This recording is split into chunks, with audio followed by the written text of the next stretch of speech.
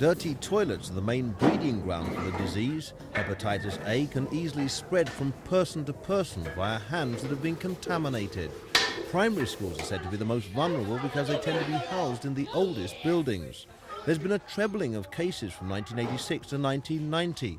The National Union of Teachers say the dramatic increase may be partly due to a drop in standards caused by cuts in school budgets and a switch to competitive tendering for cleaning and maintenance contracts. When the cleaning has been done by local authorities, they're people who've been there for years, they've had a pride in their work, they've been concerned to keep services up to a high standard, there's been a good relationship between the cleaners and the head, and they've taken a pride in their work. This isn't evident with contract cleaning. Pupils aged between 5 and 14 are the highest risk group.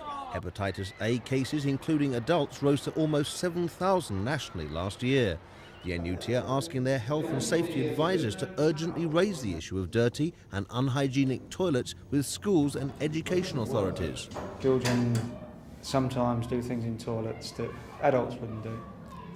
Toilet paper and soap gets thrown down toilets occasionally into the pans, and we also have towels are ripped and often set alight. There is obviously a cost there involved, and we work under tight constraints.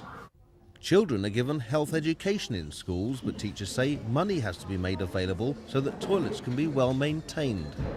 It could be that cuts are being made and councils have to work to budgets and so on.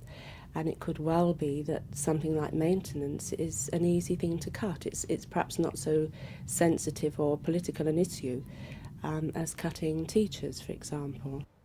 Cleaning by contractors rather than staff based at individual schools is expected to increase following the introduction of new government rules about competitive tendering by local authorities. The Education Department said tonight they were aware of widespread concern over this, but it was up to schools to ensure high standards whoever cleaned their toilets. Mark Wadsworth, Thames News.